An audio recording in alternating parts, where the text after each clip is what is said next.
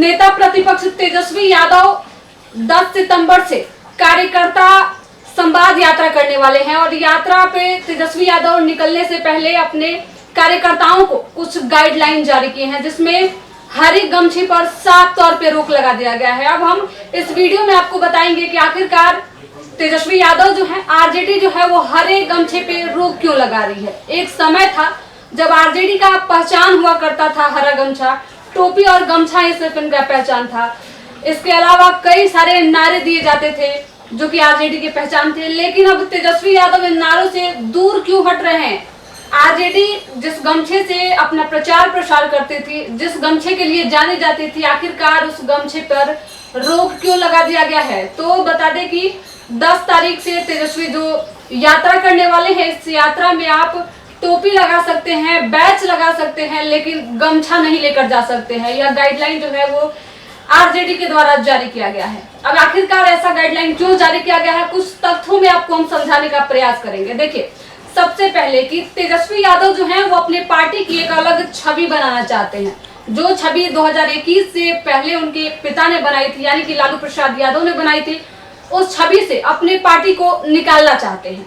दूसरा, इसमें कुशवाहा वोटर को साधने का भी प्रयास कर रहे हैं तेजस्वी। इस बार अगर लोकसभा चुनाव की आप स्थिति देखिए तो सबसे अधिक कुशवाहा को टिकट दिया गया था। कई अपने सम्मेलन में तेजस्वी इसका जिक्र भी कर चुके हैं कि इस बार हमने कुशवाहा को अधिक से अधिक मात्रा में टिकट दिया है और विधानसभा में उन्हें अच्छा मौका मिलेगा। तो तेजस्वी चाहते हैं कि कुशवाहा वोट बैंक जो है उनके साथ जुड़े।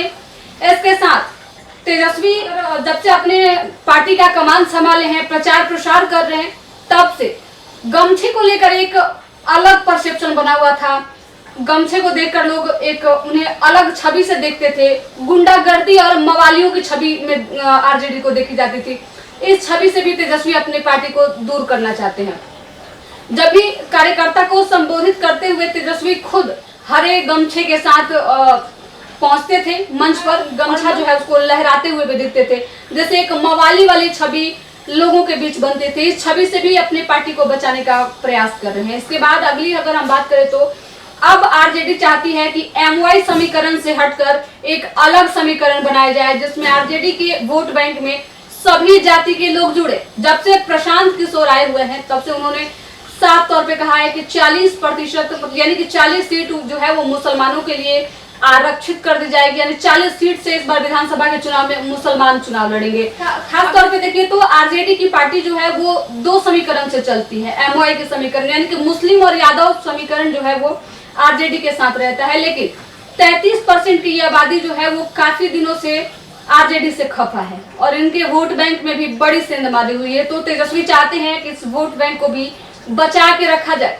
आखिर एक और आपको बताएंगे पहलू जिसके वजह से तेजस्वी अपनी पार्टी की छवि बनाना चाहते हैं। अब शहरी क्षेत्रों के वोट को भी साधना चाहते हैं। पिछले विधानसभा में या फिर लोकसभा की अगर बात करें तो तेजस्वी जिस तरीके से गांव-गांव में जाकर प्रचार प्रसार किए, अपने पार्टी के लिए कई यात्रा निकाले, तो गांव का वोट उन्हें काफी अच्छा मिला। लेकिन अर्ध शहरी और शहरी क्षेत्रों की बात करें तो यहाँ का वोट बैंक में भी सेंधमारी रही। तेजस्वी को यहाँ का वोट जो है वो नहीं मिल पाया। तो ऐसे में तेजस्वी अपने पार्टी की छवि बनाकर चाहते हैं कि शहरी और अर्ध शहरी क्षेत्र के जो लोग हैं वो भी आरजेडी को वोट करें। कई बार आपने सुना होगा जो पार्टी कभी एमवाई के नाम से जानी जाती थी, अब तेजस्वी ने उन्हें A to Z की पार्टी बताई है। इसके साथ ही उन्होंने और कई सारे नाम दिए हैं जो कि आरजेडी को एक बड़ी पार्टी के तौर पे और उनमें बहुत सारे वोट बैंक जुड़े। ये तमाम कोशिश जो है वो आरजेडी के तरफ से तेजस्वी यादव लगातार कर रहे हैं। तेजस्वी यादव के पिता यानी कि लालू प्रसाद यादव जब आरजेडी की कमान संभालते थे, उस वक्त लालू प्रसाद यादव ने ही यह नारा दिया था कि तेल पिलावन और लाठी घुमावन का नारा उनका चलता था। इसके बाद उन्होंने आरजेडी को गमछे से बताया कि जिसके पास हरा गमछा और टोपी है वो माना जाएगा कि आरजेडी के समर्थन है। लेकिन पार्टी खुद अब इन सब चीजों से निकलकर एक अलग छवि बनाना चाहती है। तो ये सारे पहलू थे जिसके वजह से तेजस्वी अपनी पार्टी का अलग छवि बनाना चाहते हैं। आरजेडी को लेकर, तेजस्वी यादव को लेकर आपकी क्या राय है हमें कमेंट करके जरूर बताएं। फिलहाल इस खबर में इतना ही। बिहार के तमाम छोटे बड़े खबरों के लिए हमारे यूट्यूब चैनल संचित को सब्सक्राइब करें, फेसबुक पेज को भी फॉलो करें।